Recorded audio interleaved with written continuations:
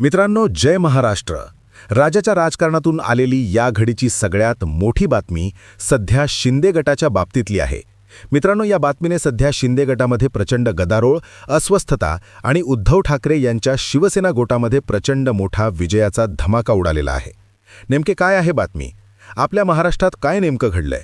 उद्धव ठाकरेंनी कसं पाजलं एकनाथ शिंदेच्या शिवसेनेला पाणी?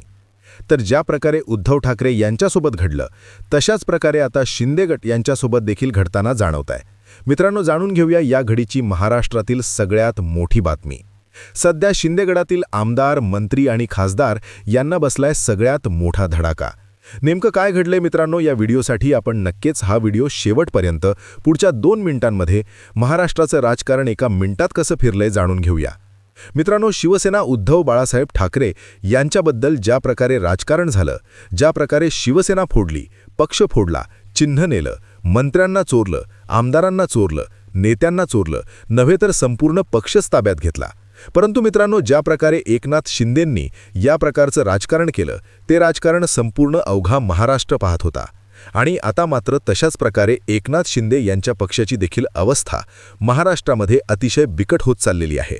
शिंदेंसोबत असलेल्या बड्या नेत्यांनी आता जय महाराष्ट्र करत राज्याच्या राजकारणावरती सगळ्यात मोठा खळबळ उडवली आहे. एकनाथ शिंदेंना देखील सोडून जाण्याच्या तयारीत आमदारांची, मंत्र्यांची नावं सध्या समोर आली आहेत.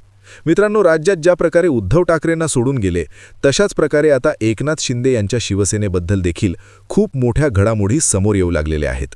आणि उद्धव ठाकरे यांचा हा शाप लागेल की नेमकं काय, जाणून घेऊया. मित्रांनो, सध्या एकनाथ शिंदे यांच्या शिवसेनेमध्ये खूप मोठं वादळ उडालंय. पहिली गोष्ट म्हणजे 4 मंत्र्यांची हकालपट्टी. आणि ते 4 मंत्री कुठे करणार प्रवेश याचा घेतलेला सविस्तर आढावा. मित्रांनो, मुंबई महानगरपालिकेमध्ये एकनाथ शिंदेंनी जवळजवळ 90 जागी आपले उमेदवार उभे केले. 50 नगरसेवकांना उद्धव ठाकरेंकडून मुंबईत फोडलं, तरी देखील मुंबईसारख्या शहरामध्ये एकनाथ शिंदेंना फक्त 29 का 27 जागा जिंकता आल्या. उद्धव ठाकरेंकडून ज्या नगरसेवकांना फोडलं, ते सगळ्या नगरसेवकांचा पराभव झाला असून एकनाथ शिंदेंना मुंबईत मात्र जबरदस्त दणका बसलाय. ही जबाबदारी होती रामदास कदम यांचे सुपुत्र योगेश कदम यांच्याकडे. मुंबई महानगरपालिकेचं नेतृत्व तुम्ही करायचं, मुंबईमध्ये आपली सत्ता आली पाहिजे किंवा मुंबई महानगरपालिका सांभाळायची, हे सगळेच्या सगळं योगेशवांच्या डोक्यावरती एकनाथ शिंदेंनी भार दिला होता. स्वतः देखील फिरत होते. योगेश कदमांनी मुंबई महानगरपालिकेच्या प्रचार दरम्यान नेमका प्रचार कुठे गेला, त्यांना सवाल त्यांनी विचारलाय. योगेश कदम यांनी ज्या प्रकारे आपला पराभव त्यांनी सहन करून घेतलाय, आता मात्र योगेश कदमांची हकालपट्टी आता होणार तय झालाय. त्यामुळे एकनाथ शिंदे यांच्या पक्षातून सध्या मंत्रिपदावरून योगेश कदम यांची हकालपट्टी करून नारायण राणेंचे सुपुत्र असणारे निलेश राणे यांना गृहराज्यमंत्रीपदावरती नवीन बढती मिळणार असल्याची सगळ्यात मोठी अपडेट समोर येते आहे. त्यामुळे योगेश कदम यांनी ज्या प्रकारे मुंबईच्या राजकारणामध्ये, मुंबई महानगरपालिकेमध्ये खूप मोठा पराभव सहन करायला लागला, त्यामुळे योगेश कदमांचा आता काटा एकनाथ शिंदेंची शिवसेना काढायला लागली आहे. त्यामुळे निलेश राणेंना पुन्हा एकदा नवीन संधी मुंबईमध्ये आणि महाराष्ट्रामध्ये मंत्रिपदावरती पहिल्यांदाच मिळत असल्याची एकनाथ शिंदेंचं खूप मोठं वर्चस्व ते महाराष्ट्रामध्ये प्रसिद्ध करतील असं शिंदेंना वाटतंय. त्यानंतर मित्रांनो, मुंबई महानगरपालिकेनंतर एकनाथ शिंदेंचा जो बालेकिल्ला होता, छत्रपती संभाजीनगर. छत्रपती संभाजीनगरमध्ये देखील नगरपालिकेला, त्यानंतर महानगरपालिकेला आणि आता जिल्हा परिषदेला ज्या मंत्र्यांकडे त्या सगळ्या जबाबदाऱ्या आलेल्या, त्या सगळ्या मंत्र्यांचे दारुण पराभव त्या निवडणुकांमध्ये असून शिंदे गटाची संभाजीनगरमध्ये वाताहात झाली आहे. 2-3 मंत्री, 6 आमदार संपूर्ण छत्रपती संभाजीनगरमध्ये असताना संजय शिरसाट यांच्या नेतृत्वाखाली झालेल्या सगळ्या निवडणुका महानगरपालिकेमध्ये 97 जागी उमेदवार उभे केले. एकनाथ शिंदेंनी छत्रपती संभाजीनगरमध्ये महानगरपालिकेसाठी 97 जागी उमेदवार उभे केले, मात्र 13 जागी त्यांना विजय मिळवता आलाय. आणि हा विजय मात्र प्रचंड संतापाचा विजय दिसतोय. मंत्री असताना, स्वतः आमदार असताना, स्वतःकडे संपूर्ण पालकमंत्री असताना तुम्ही अशा प्रकारचा परफॉर्मन्स घेता, यामुळे आता संजय शिरसाट यांची हकालपट्टी आणि त्या जागी प्रदीप जयस्वाल यांची मंत्रिपदावरती, पालकमंत्रीपदावरती वर्णी लागणार असल्याची खात्रीलायक सूत्रांनी आपल्यापर्यंत माहिती पोहोचवली आहे. त्यामुळे संजय शिरसाट यांना मंत्रिपद मिळाल्याच्या नंतर पहिल्यांदाच असा मोठा तडाखा त्यांना आता बसणार आहे. त्यानंतर तिसरं आणि महत्त्वाचं नाव येतंय ते म्हणजे मीरा भाईंदर. मीरा भाईंदर हे उद्धव ठाकरेंच्या शिवसेनेकडून गद्दारी करून गेलेले प्रताप सरनाईक यांचा तो बालेकिल्ला समजला जायचा.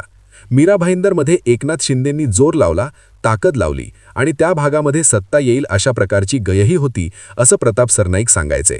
सुरुवातीला प्रताप सरनाईक यांनी म्हटले की मीरा भाईंदरमध्ये संपूर्ण शिंदे सेना स्वभावती लढणार, स्वभा लाढून या ठिकाणी आपली सत्ता आणणार असं प्रताप सरनाईकांनी एकनाथ शिंदेंना थेट सांगितलं. मीरा भाईंदर महानगरपालिका आपलीच. मात्र प्रत्यक्ष जेव्हा निवडणुका झाल्या, मीरा भाईंदरमध्ये 22 वरून थेट 3 नगरसेवकांवरती एकनाथ शिंदेंची शिवसेना आली. गेल्या वेळेस 22 होते, आता मात्र 3च जागेवरती त्यांचा विजय झाल्याने प्रताप सरनाईक यांची मात्र उच्चल बांगडी आता फिक्स झाली आहे. त्याचप्रमाणे एसटीच्या वेगवेगळ्या घोटाळ्यामध्ये नाव अशा मोठा पराभव, यामुळे आता प्रताप सरनाईक यांची उच्चल बांगडी होऊन त्या ठिकाणी नवीन चेहरा देण्याच्या एकनाथ शिंदेंनी हालचाली सुरू केल्याची महत्त्वाची बाब आता समोर येते आहे. त्यानंतर मित्रांनो, पुढचं आणि महत्त्वाचं नाव तुमच्यासमोर आहे गुलाबराव पाटील, जळगाव. गुलाबराव पाटील हे पालकमंत्री एकनाथ शिंदेंचे सच्चे शिवसैनिक, एकनाथ शिंदेंचे जवळचे. परंतु त्यांना देखील त्यांच्या धरणगाव नगरपालिकेमध्ये त्यांच्या गावात त्यांच्या सत्ता गमावावी लागली. ज्या मंत्र्यांना त्याच्या गावातील सत्ता ते ठेवू शकत नाहीत, त्यांना कशाला मंत्री ठेवायचंय असा शिंदे सेनेतील नेत्यांचा सूर आता आळू लागलाय. त्यामुळे 22 नगरसेवक फक्त निवडून आल्यामुळे, सत्ता हातातून गेल्यामुळे आणि अमोल पाटील यांच्या नावाची इथे जोरदार चर्चा असून अमोल पाटील मंत्री होतील असं सध्या तिथून सांगितलं जात आहे. नवीन चेहऱ्यांना संधी दिली जाऊ शकते. त्यामुळे गुलाबराव पाटलांना जळगाव, नाशिक या भागातून अतिशय मोठ्या पराभवाचा सामना करावा लागल्यामुळे त्यांची देखील उच्चल बांगडी आता फिक्स झाली. म्हणजे गुलाबराव पाटील, मीरा भाईंदरचे असणारे प्रताप सरनाईक, त्यानंतर संजय शिरसाट आणि इकडे असणारे योगेश कदम, या चौघांची शिंदे गटातून हकालपट्टी आता तय झाली असून राज्याच्या राजकारणावरती याचे खूप मोठे परिणाम होतील. ते कोणत्या पक्षात जातील हे आता बघणं महत्त्वाचं ठरणार आहे. तुम्हाला काय वाटतं, ही नेते मंडळी कोणत्या पक्षात सामील होतील? तुमची प्रतिक्रिया कॉमेंट बॉक्समध्ये नक्कीच द्या आणि अशाच माहितीपूर्ण व्हिडिओजसाठी आपल्या बोला मंडळी न्यूज या चॅनलला सबस्क्राईब करायला विसरू नका. धन्यवाद.